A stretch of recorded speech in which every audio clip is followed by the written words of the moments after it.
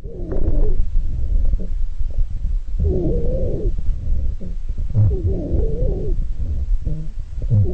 alaikum friends. Let's talk about the pneumonia. Actually, pneumonia is a lower respiratory tract infection. We have two types of infection. One is upper respiratory tract infection, and the second one is lower respiratory tract infection. In the lower respiratory tract infection, we have the pneumonia. We have the Mycobacterium tuberculosis, shortly known as TB. We also have the bronchitis, inflammation of the bronchi. These three are included in the lower respiratory tract infections. And in the upper respiratory tract infection, we have the rhinitis, which is the inflammation of nasal cavity. And we also have the pharyngitis. So rhinitis and pharyngitis are included in the upper respiratory tract infection, while pneumonia is included in the lower respiratory tract infection. So what happened in the pneumonia? There is the inflammation of alveoli, and due to that inflammation, there is first or fluid accumulation inside the alveoli, and that first or fluid accumulation leads to difficulty in breathing, and a person will feel a shortness of breath. There will be tachypnea. Tachypnea means high respiration rate, and there will be fever and also cough. Normal respiration rate in adult is 19 or 18. So if a person has a high respiration rate than 18 or 19, so he may be in pneumonic. In the small kids, respiration rate is almost 42 per minute. So if the respiration rate is increasing, so that baby can be considered as pneumonic. By definition, pneumonia is a lower respiratory tract infection in which there is inflammation of the alveoli, and alveoli are filled with pus and fluids. And due to that pus or fluid accumulation, there will be difficulty in breathing, there will be cough, fever, and shortness of breath. Pathophysiology of pneumonia, it means that how pneumonial infection occur. But before going to the pathophysiology of pneumonia, first we will shortly explain the defense mechanism against the foreign bodies if entered into the lungs. We know that we have the special epithelial tissues covering the linings of the respiratory tract, and that are the columnar ciliated epithelial tissues. They have a special projection which are known as cilia, and cilia expel out the foreign bodies if come in contact with the cilia. So this is the first defense system. So the second defense system is the cough reflex cough. If there is the entry of foreign body, so we cough and we expel out that foreign body. The third defense system is the IgA antibodies, which are present in every mucous membrane. The fourth one is the macrophages, which are fixed. They are known as alveolar macrophages, or they are known as pulmonary macrophages. They are present in the lungs, so they also fight with the microorganism if get enter into the lungs. So in the defense system against the microorganism, if enter into the lungs, we have the cilia, which expel out the foreign bodies, and we also have the cough reflex, which through cough we can also remove the foreign bodies. And we also have the IgA antibodies, which directly fight with the microorganism. And we also have the macrophages, which also engulf or which also destroy the foreign bodies if enter into the lungs. Smoker person, cilia is almost damaged, so they can more prone to the respiratory tract infection. What will happen suppose if a microorganism get enter into the lungs? So let's see, this is the bacteria, and the bacteria get enter into the lungs, passing all the defense mechanism. Now this bacteria will release the endotoxin. Endotoxin are the toxic substance present inside the bacteria, and that bacteria will release the endotoxin. So the endotoxin will damage the lining of the alveoli. Tissue damage will occur. When endotoxin damage the tissues, tissues will release the leukotriene B4. Leukotriene B4 will attract the white blood cell toward the infection site, because we have to fight with the microorganisms. So leukotriene B4 will attract the white blood cells. These damaged tissues also release the leukotriene C4, leukotriene D4, and leukotriene E4. Collectively, these leukotriene will increase the blood vessel permeability. What will happen when microorganisms get enter into the lungs? Bypassing all the defense mechanism. So let's suppose a bacteria enter into the alveoli. Now this bacteria will release the endotoxin. Actually, endotoxin are the toxic substance present inside the bacteria. These endotoxin will damage the alveolar tissues of the lungs. When the tissues So when the tissues are damaged, These damaged tissue will release the leukotriene B4. First, the damaged tissue will release the leukotriene B4, and when the leukotriene B4 come into blood, this leukotriene will attract the white blood cell toward the infection site, because we have to fight with the microorganism. And the damaged tissue will also release other leukotrienes like leukotrienes C4, leukotrienes D4, leukotrienes E4. Collectively, these leukotrienes will increase the blood vessel permeability, and these leukotrienes will also constrict the smooth muscle, and thus a person will feel shortness of breath or difficulty in breathing.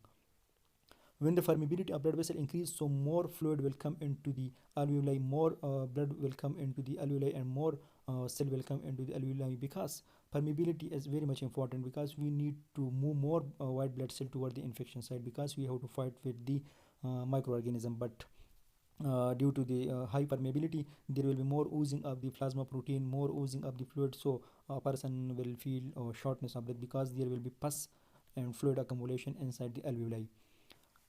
We cannot ignore the mast cell, which play a vital important role in the inflammation. Mast cell will release the histamine. Histamine is also local hormones. Histamine will cause further permeability of the blood vessels, and histamine will also constrict the smooth muscle of the respiratory tract. And macrophages will also start fighting with the microorganism, and in response, the macrophages will release the IL-1, which is known as interleukin 1, and TNF alpha, which is known as tumor necrosis factor alpha. So when these two substances are released, so a person will feel fever, pyrexia. Pyrexia will occur due to the release of these two factors. Stages in pneumonia. We have several stages in the pneumonia. So the first stage is the congestion, which is from day 1 to day 2. Actually, what happened in the congestion?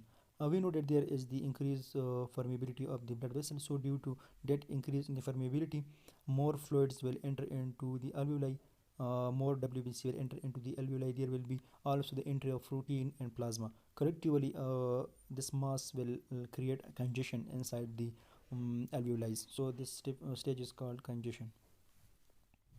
The second stage is called a red hepatization stage, which is from day 3 to day 4. Actually, there is more increase in the blood vessel permeability that will allow the red blood cell to enter into the alveoli. So collectively, red blood cell, white blood cell, proteins, and fibrins collectively form a mass, which is called consolidation. Due to more increase in the permeability of the blood vessels, red blood cell will also get enter into the alveoli.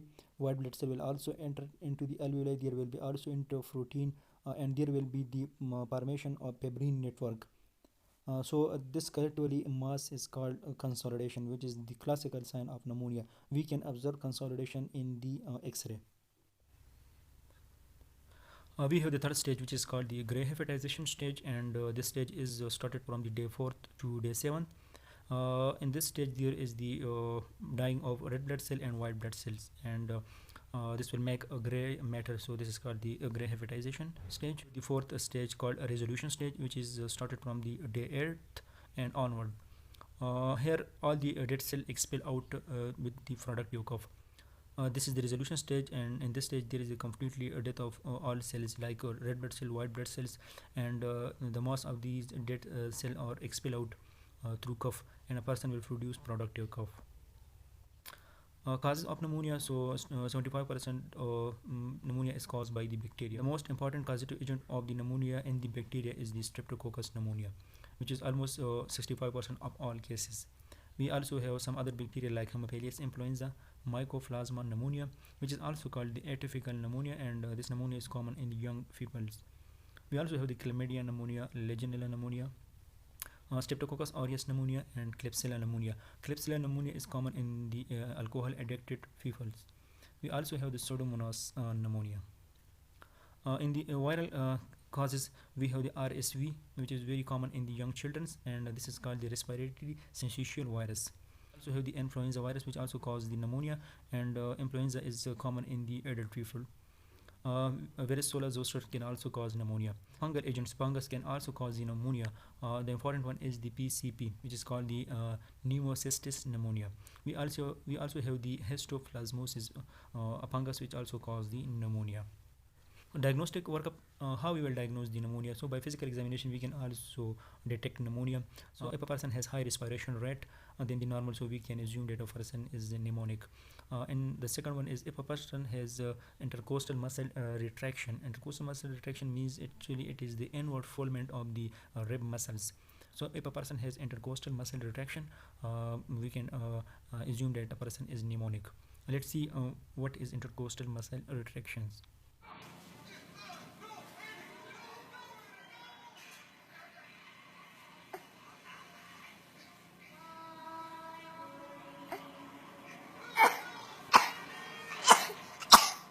One is pain in the chest and using auscultation. Auscultation means listening the sound from the lungs. We can detect pneumonia. So let's see the various sound produced during the pneumonia.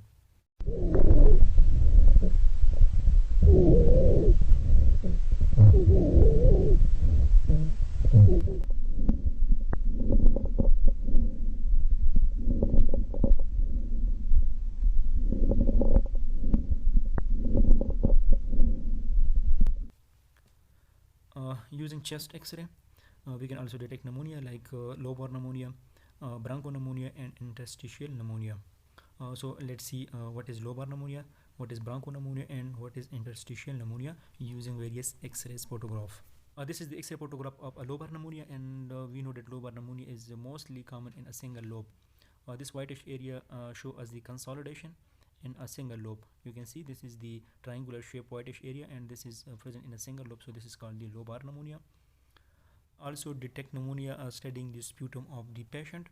For example, a person has rusty sputum and there is also blood present in the sputum, so the causative agent may be streptococcus pneumonia.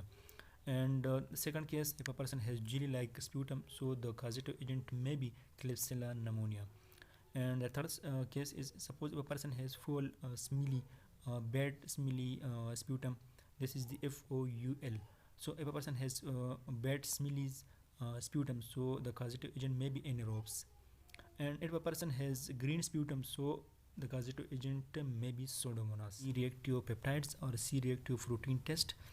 These are the special proteins released during the inflammation. So if the level of this CRP is high, so we can assume that there is inflammation and we can find out the pneumonia. A high level of CRP will show us the inflammation inside the body.